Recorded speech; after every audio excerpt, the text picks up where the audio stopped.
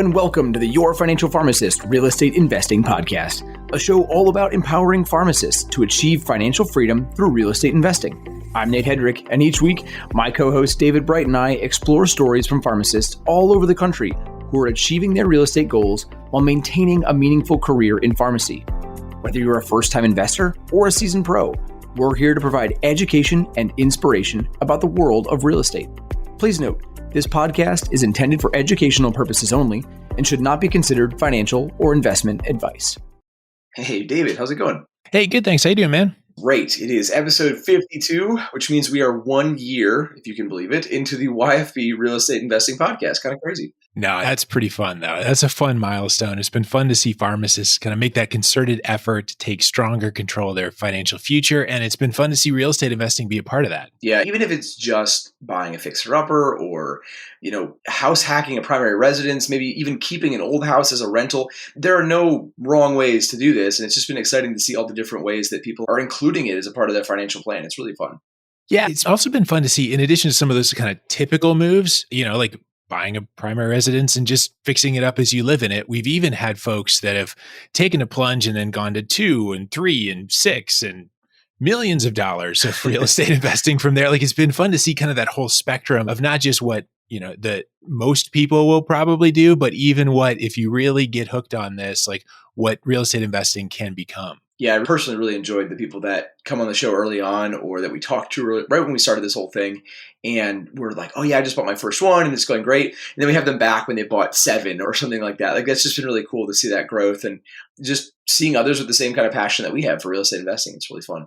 Yeah. And again, we don't want any of that to come off as like, that's a good thing and having 1 or 2 houses is a bad thing, right? Like, a lot of people are going to, they get into real estate investing, may buy 1 or 2 houses as a rental. And what's fun about that even is if you rent those out as a part of a retirement strategy and you do that in your 20s or 30s, you look up 30 years later and suddenly at retirement age, you've got 1 or 2 completely paid off houses that either generate cash flow in retirement or could be sold to bolster a nest egg, or maybe that's a vacation home that's now paid off that you move into as a retirement home. Like, lots of options. Yeah, I agree. And it's kind of like pharmacy, right? There's no wrong path to go into. Just start learning and then you can figure out what your niche is and what you like. And that's what, again, it's been fun for us with real estate investing. Yeah. I think one common theme, like if we think back to 52 episodes, I think one really common theme that we've seen among a very diverse bunch of podcast guests, some that have done a ton, some that have bought 1 house, like anywhere in that spectrum, is that there's this repeated theme that pharmacists are detail-oriented and risk-averse, which makes it hard to dive in and buy that investment house. That a lot of pharmacists may sit on the sidelines for years. They're going to wrap a bunch of time and energy into thinking about investing and playing with an Excel spreadsheet and those kind of things, but not actually doing it. And while it's definitely understandable, buying a house is a big deal. It's also an unfortunate hindrance that keeps pharmacists from getting started. Yeah, and even if you do get to that point where you're ready, the market, again, realtor hat for a second, the market's not making that any easier. It's just been a crazy time to buy. Yeah. And I remember in 2009, 2010, when my wife and I were first looking at houses and we walked a house with our realtor and we thought that you just make an offer that night. Like, we thought that's what you do. If you walk a house till like 8:00 at night, by 8:30, you write the offer and you see how it goes. And at the time, our realtor was like, why would you do that? Like, sleep on it, take the weekend. Like, don't worry about it. It's not a big deal. And I feel like fast forward to 2022 here and like no one would give that advice, right? Like, it's a very, very different market right now. Yeah. People need to be ready. Buyers need to be able to take action quickly. And again, especially when you're looking at markets that are growing rapidly, and it just makes it more difficult.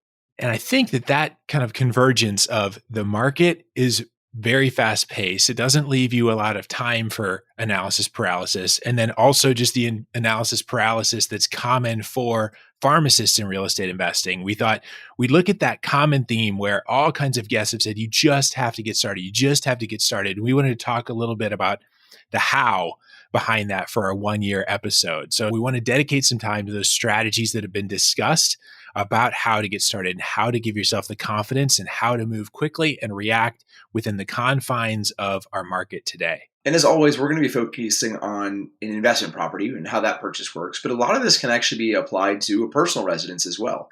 Like we'll plan to use an example, and I think we're going to work through as a $100,000 single family long-term rental house, which I know for some of your markets that never has existed. It never will exist. It doesn't make any sense. But you can extrapolate $100,000 to 250 or 400 very easily just by adding a multiplier. A lot of the numbers are still going to translate, which makes it a little bit easier depending on what your market looks like.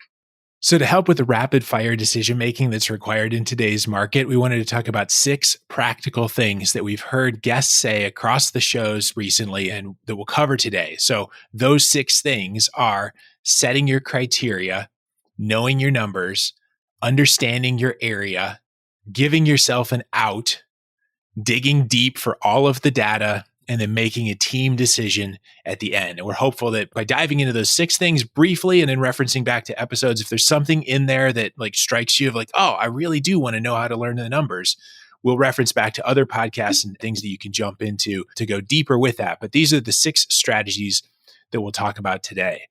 So with that, the first one, setting your criteria. One of the themes that many of our guests have brought up is that you have to be absolutely clear about the criteria of the property that you're looking for as an investment. I think Carly put that really well in episode 47 about the broad criteria of deciding up front, are you looking for a single family house? Are you looking for a duplex or a 4-unit? Do you want a vacation rental or do you want a long-term rental? Are you trying to house hack where you live in half of a duplex and you rent out the other half? Are you looking for a non-owner occupied, just investment property? Does it need to be in your backyard or could it be a half hour across town or could it be 1,000 miles away? Will you be paying cash or using a mortgage? Do you want something that you need to fix up or not? A lot of questions that you can ask that can help to clarify the criteria of the house that you're looking for. And as an agent, I'll tell you, someone that has clear criteria that can come to me and say, Nate, these are the things that I'm looking for.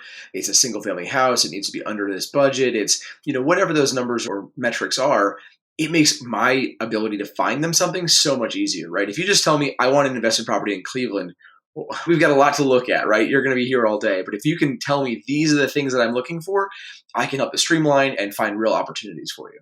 Yeah. And as a pharmacist that can fall into analysis paralysis at times, it's been super helpful for me to try to overcome that by having that really clear list of criteria, as that helps me to rule out things that are not a fit. For me, then, that narrowing that list, like if there's 40 houses that come in on an automatic email throughout a week, right? Like those emails that we all get a couple times a day. If I look at those across a week and there's 40 houses, if I can eliminate 35, 37 of those down to the very few that I know are going to work. And if I can do that very quickly, just based on criteria, then I only really need to get serious about looking at a few. And from there, I may not even look at all those in person. I can really narrow down to what I'm precisely looking for further investigation. Yeah. And with that further investigation, that leads us right to the numbers, right? Once you start to investigate, you need to start looking at those. And so that leads us to number 2, which is knowing your numbers. And after so many guests talk quickly about running numbers, even if you go back all the way as far as Zach and Blake on episode 3, we felt compelled to do a deep dive on running numbers back on episode 50, just a couple of weeks ago. At that time, we also built a spreadsheet for you guys. So if you're interested, didn't get the chance to hear that episode, but want to learn more, check out episode 50 or go to yourfinancialpharmacist.com/analysis.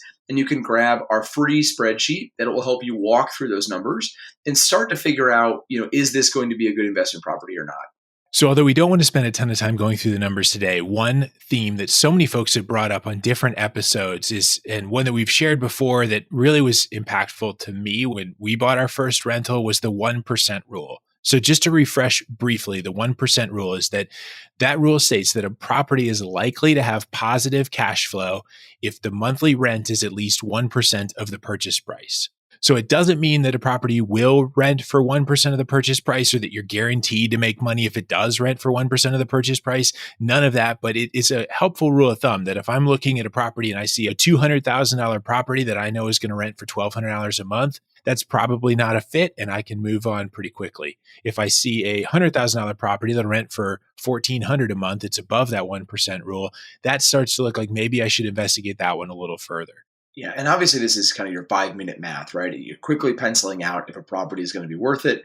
But at that point, you need to start figuring out, is this going to be worth pursuing further? Are there going to be taxes, insurance, repairs, management that break the budget or that break the numbers?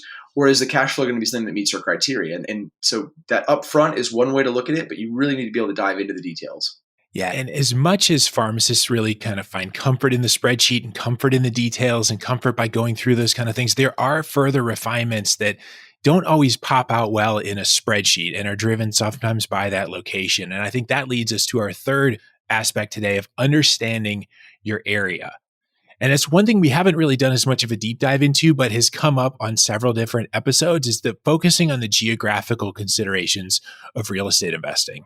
I think everybody's probably heard the term, location, location, location when it comes to real estate purchases. And not only is that important for an owner occupant situation, but it's absolutely true as well for investing. And there may be different considerations when it comes to investing in a long-term or short-term rental.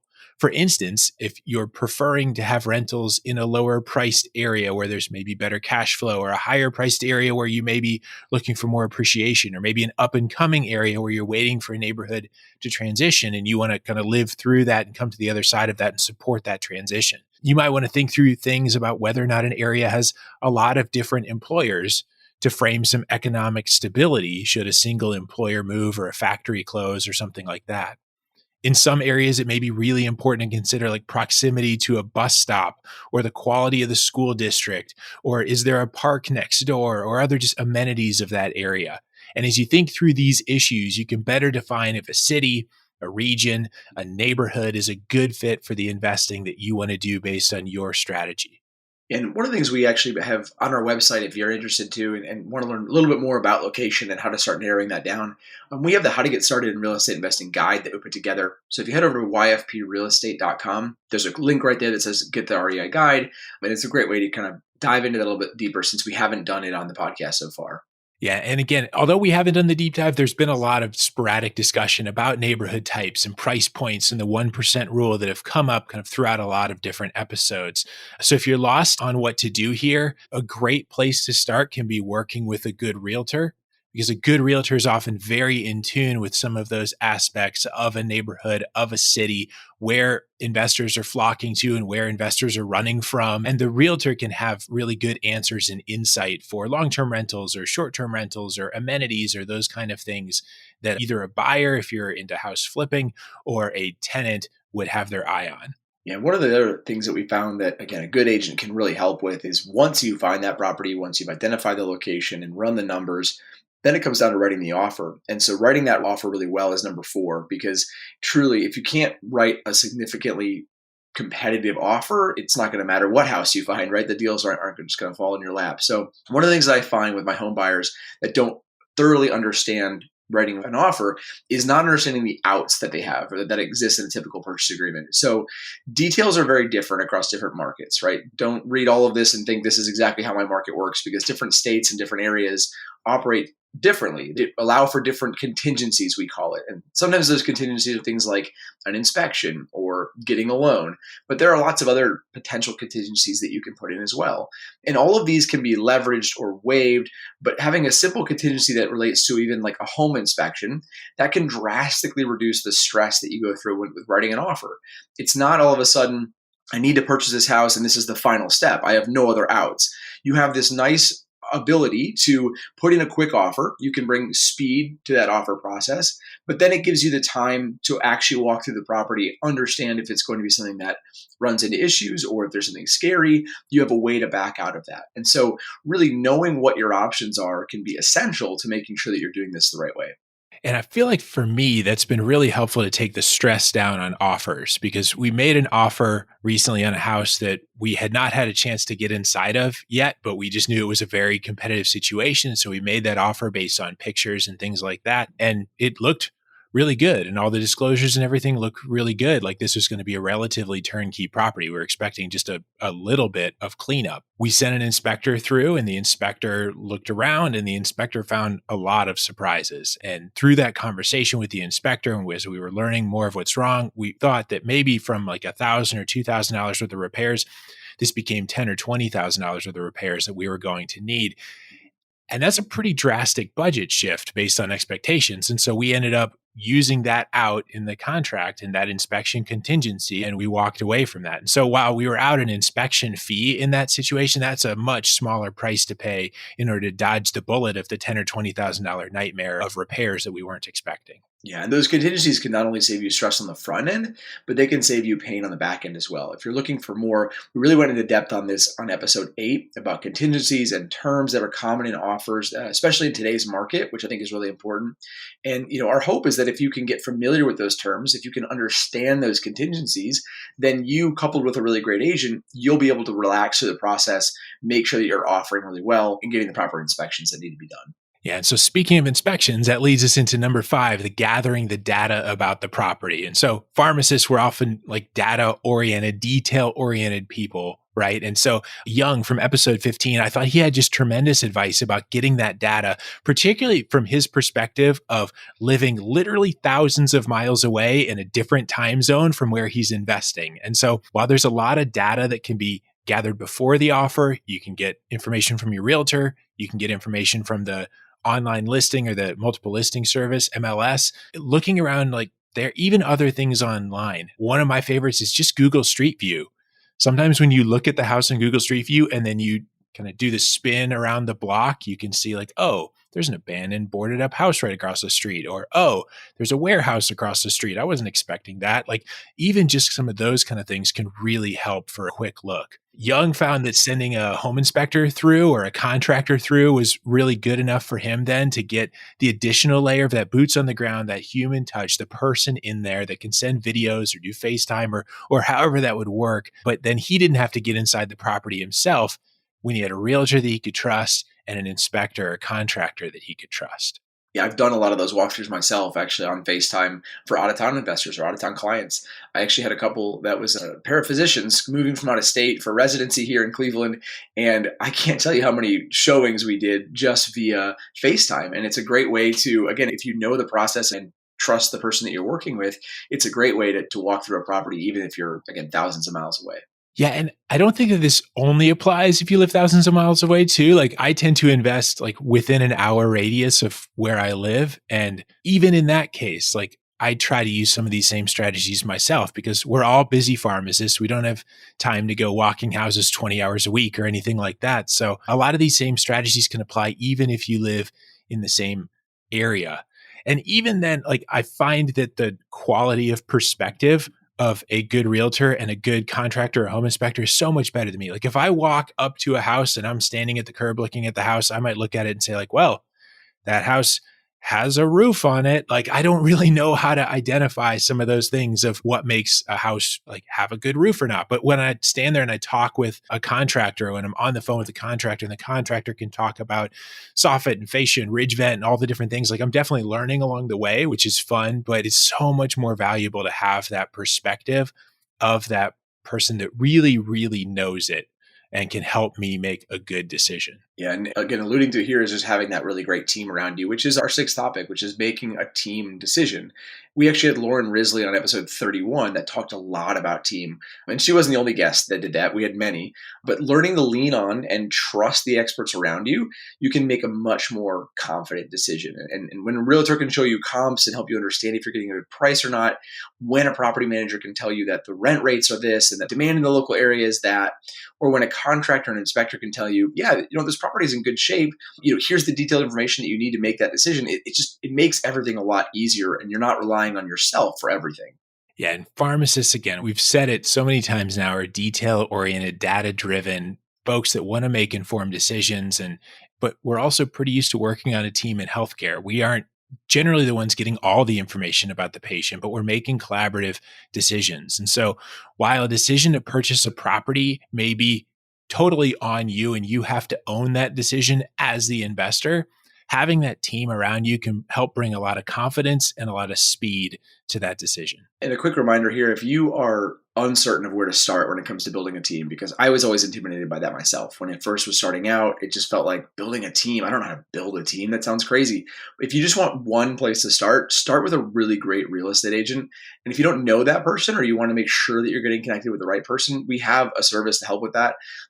Basically, we have the real estate concierge service. We can offer to connect you with a real estate agent that is investor friendly in the market that you're looking for. Completely free service. If you head to yfprealestate.com and click on find an investor friendly agent, you'll get scheduled with a 30-minute call with me. We'll go through budget. We'll go through what your goals are. And again, I'll help you get connected with somebody that's really going to start to lead that team. And I know for me, in developing that team, the realtor was the starting point for me. So I definitely believe that having a strong realtor is foundational to strong real estate investing. But with that, the 6 considerations that we've talked about today, again, going back to the top, setting your criteria, that really clear criteria to help that agent, help your team understand what you're looking for and help yourself focus in on what you're looking for. Knowing your numbers to make sure that once you find those houses, you can crunch those numbers and make sure that, yes, this doesn't just pass a quick sniff test, but I'm expecting that this would be a good investment. Understanding your area and what would make a house not just look good on paper, but look good in real life as well, understanding the area. Writing that solid offer and giving yourself an out so that you can get the offer accepted, but in a lower stress way. Getting all the data you need to make that decision, that deep dive for data, and then making a team decision with that data. And really, having been mentioned so many times over the last 51 episodes that the analysis paralysis factor that pharmacists face when they go through the decision-making process of such a big decision, hopefully that these 6 considerations, and particularly that team decision piece, can really help with that analysis paralysis and helping get started with real estate investing. Yeah, and don't forget, if you're looking for more opportunity to collaborate or work through more team-based decisions with others, you definitely need to check out the YFP REI Facebook group. It's a great place where, we've got hundreds of other pharmacists like you that are investing in real estate or really about to get started and would love to connect and just learn from each other. So definitely check that out, the Your Financial Pharmacist REI Facebook group. Definitely worth joining and starting to collaborate with others there. Yeah, we're really hopeful that by working with a team, by being intentional with your goals and setting that strong plan, that if you're looking to get started in real estate investing, you'll be one step closer to making that confident offer and that strong step forward on your real estate investing journey. Well, guys, thanks for hanging with us on 52 episodes, a whole year worth of episodes so far, and we're really excited for what's to come. So appreciate you guys coming along for the ride. Thanks for listening to the YFP Real Estate Investing Podcast. If you like what you heard on today's show, please leave us a review and subscribe to the show so you never miss an episode. If you have a question, know someone that would make a good guest, or want to connect with Nate or David, head on over to yfprealestate.com and join the growing YFP Real Estate Investing Facebook group. As we conclude this week's episode of the YFP Real Estate Investing Podcast, an important reminder that the content in this podcast is provided to you for your informational purposes only and is not intended to provide and should not be relied on for investment or any other advice. Information in the podcast and corresponding materials should not be construed as a solicitation or offer to buy or sell any investment or related financial products. We urge listeners to consult with a financial advisor with respect to any investment. Furthermore, the information contained in our archived newsletters, blog posts, and podcasts is not updated and may not be accurate at the time you listen to it on this podcast. Opinions and analyses expressed herein are solely those of your financial pharmacist, unless otherwise noted, and constitute judgments as of the dates published. Such information may contain forward-looking statements which are not intended to be guarantees of future events. Actual results could differ materially from those anticipated in the forward-looking statements. For more information, please visit yourfinancialpharmacist.com/disclaimer. Thank you for your support of the YFP Real Estate Investing Podcast. Have a great rest of your week.